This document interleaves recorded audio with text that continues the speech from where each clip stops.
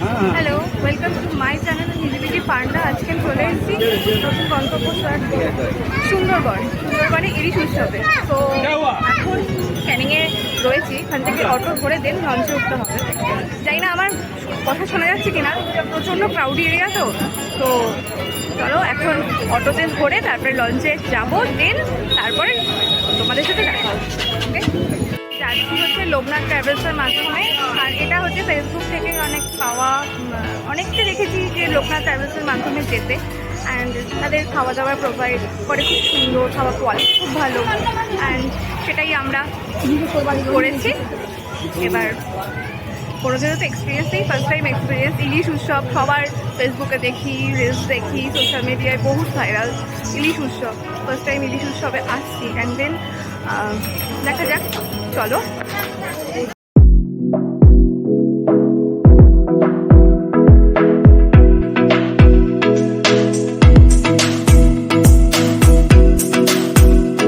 Finally চলে এসেছি সুন্দরবনে লঞ্চ ঘাটে। এবার লঞ্চে উঠবো। এই একটা জেরক্সের একটা ব্যাপার হচ্ছে, অফিসিয়াল ব্যাপার রয়েছে। দেন তারপরে উঠবো লঞ্চে। এই পিছনে লঞ্চ আমাদের। লঞ্চে ওঠার পর আমরা ব্রেকফাস্টে পেয়ে গেছিলাম লুচি, আলুর দম আর একটা মিষ্টি।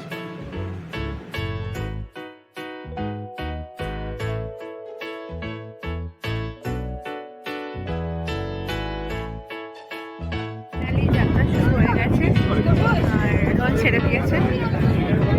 জানি না আজকে কোন কোন জায়গা ঘোরাবে। ওরা তো বলছিল যে আজকে কিছু ঘোরাবে না, যা হবে গতকাল, আগামীকাল ঘোরানো হবে। দেখা যাক কি কি ঘোরায়।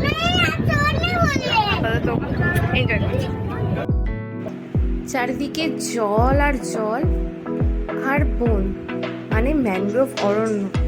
এই দেখতে দেখতে আমরা ক্যানিং থেকে সুন্দরবনের উদ্দেশ্যে রওনা দিলাম। আর তার সাথে শুরু হলো ঝেঁপে বৃষ্টি। এখন তাও অনেকটা ভালো দেখা যাচ্ছে এপার টু ওপার। কিছুক্ষণ পর থেকে দেখা যাচ্ছে ওটা পুরো সাদা হয়ে।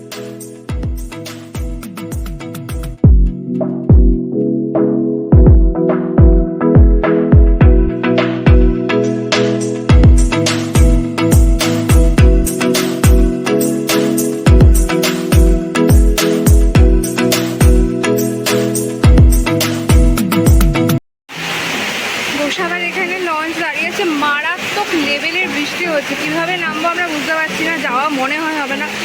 এরা বলছে যে যদি বৃষ্টি কমে কোনোভাবে, তাহলে আমরা হ্যামিল্টন বাংলোটা দেখতে পারবো। কিন্তু যতদূর মনে হচ্ছে যাওয়া যাবে না, কারণ তুমুল মুষলধারে বৃষ্টি হচ্ছে। সব লঞ্চে লোক বসা, এখানেও সবাই বসা।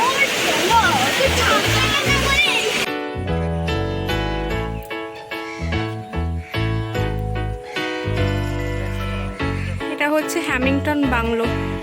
এখন পুরো একদম জলে জলাকার হয়ে গেছে বৃষ্টিতে। এত প্রচুর বৃষ্টি হয়েছে, বুঝতেই পারছো, পুরো মাঠে জল। মনে হচ্ছে ভেতরে যেতে পারবো না, ভেতরে মেবি যেতে পারবো না। ভেতরে হচ্ছে সিধা ওইটা হচ্ছে বাংলো, কিন্তু বাংলোতে তালা দেওয়া, তালা ঝুলছে। বাংলোতে যাওয়া যাবে না। বৃষ্টি হয়েছে, এত গরম, বিভৎস গরম, পুরো ঘেমে গেছি। মানে দেখে বুঝতে পারছি পুরো বিধ্বস্ত হয়ে গেছি, পারছি না।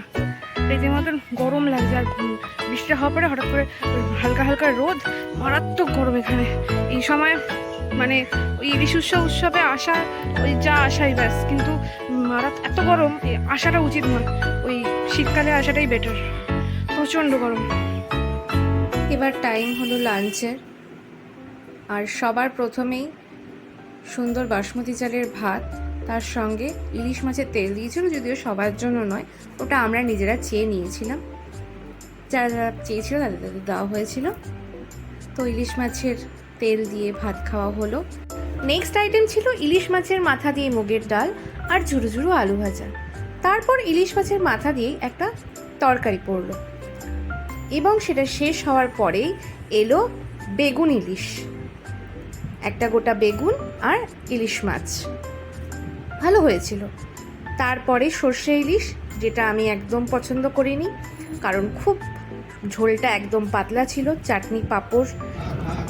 গরমে পুরো বিধ্বস্ত হয়ে গেছি। যাই হোক, লাঞ্চ হয়ে গেছে, লাঞ্চ ডান। এখন আমরা হোটেলের দিকে যাচ্ছি। তার আগে একটা পাখিরালয় বলে একটা জায়গা আছে, সেইটা দেখাবো। তারপরে একবারে হোটেলে ঢুকিয়ে দেবো। তার আগে হয়তো 3টের দিকে একটা ফল সামথিং কিছু থাকে। এবার ভালো লাগলো, কিন্তু মানে এত গরম না, যতই বৃষ্টি, প্রচণ্ড বৃষ্টি হচ্ছে। এই আজকে ফার্স্ট এখানে আমরা এসছি হচ্ছে 28 তারিখ। আজকে ফার্স্ট হচ্ছে বৃষ্টি শুরু হয়েছে, মানে বর্ষাটা শুরু হয়েছে। এত বৃষ্টি হচ্ছে এখানে, কিন্তু যখন বৃষ্টিটা থামছে, যখন রোদটা উঠছে, মারাত্মক পরিমাণে গরম লাগছে। সেই গরমে মানে বিরক্ত হয়ে যাচ্ছে। তো যাই হোক, এখন বৃষ্টি হয়ে আবার থেমে গেছে। আই থিঙ্ক সো আবার বৃষ্টি নামছে। এবার চলো পাখিরালয় দেখি কি আছে। আমরা যে বাংলোটায় গেলাম, ওই হ্যামিংটন বাংলো, সেখানে তো কোনো কিছু দেখতে পেলাম না, সেরকমভাবে দেখাতেও পারলাম না। জানি না, সোশ্যাল মিডিয়া, ইউটিউবে অনেক ভিডিও দেখেছি, অনেক কিছু দেখায়, কি জানি বাবা, তারা ঢুকতে পারে কি করে জানি না। বাট আমি কিছুই দেখতে পারিনি, কিছু দেখাও যায়নি। সমস্ত ঘরে তালা দেওয়া ছিল, আমরা দেখেওছি সেটা। তো চলো, আবার বৃষ্টি নামলো। এই আমরা সুন্দরবন ঢুকছি,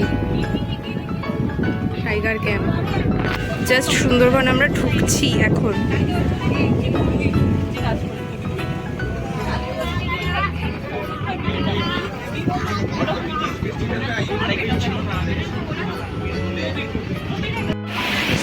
এত পরিমাণ বৃষ্টি শুরু হয়েছে, মানে এখানে রীতিমতন বর্ষা নেমে গেছে। আমি জানি না কলকাতাতেও এরকম সেম পরিমাণ 28 তারিখে বৃষ্টি হচ্ছে কি না। মানে এখানে বৃষ্টি, বর্ষা মানে অন্য রকমের, পুরো সাদা, কিচ্ছু দেখা যাচ্ছে না। ওই পাটটা দেখো, পুরো সাদা, কিচ্ছু বোঝা যাচ্ছে না। একটা জাস্ট হালকা লাইন শুধু বোঝা যাচ্ছে, পুরো সাদা একদম। মানে এটা একটা অন্য ধরনের বৃষ্টি। এই বৃষ্টির তুলনা মানে আমরা কলকাতায় বসে বুঝতে পারবো না। অন্যরকম সৌন্দর্য বলো, অন্যরকম একটা ফিল বলো, অন্য রকমের বৃষ্টির একটা আলাদাই রকম মজা এখানে এসে পাচ্ছি। আর আমরা তো কলকাতার বাইরে খুব একটা, হ্যাঁ, পাহাড়ে বৃষ্টি দেখেছি, কিন্তু এই বৃষ্টি যেন গঙ্গাবক্ষের বৃষ্টি। গঙ্গাবক্ষে সারাদিন সারাক্ষণ থেকে বৃষ্টি উপভোগ করার একটা মজাই আলাদা। কি সুন্দর। প্রথম দিন 28 তারিখ আমাদের। পুরো লঞ্চ জুড়ে চিৎকার চেঁচামেচি, তার ওপর তুমুল আছড়ে বৃষ্টির শব্দ লঞ্চের মধ্যে। কিন্তু একজন একদম ভালো মতন খাওয়া দাওয়ার পরে ভাত ঘুম দিচ্ছে বসে বসে। ফাইনালি লঞ্চ থেকে নেমে গেছি, এবার হোটেলের দিকে যাচ্ছি। অনেকটা হাঁটতে হবে, সেটাই প্রবলেম এখানে। এই বৃষ্টির মধ্যে বুঝতেই পারছো, এখনো টিপ টিপ টিপ টিপ করে বৃষ্টি হয়েই যাচ্ছে। চাটা নিয়ে ঘুরতে বেরিয়েছি। কি অবস্থা, পুরো ভরা বর্ষা এখানে। চলো যাই। ফাইনালি রুম পেয়ে গেছি, রুম নাম্বার 8। এটা আমাদের রুম। ভালো, ওকে ওকে।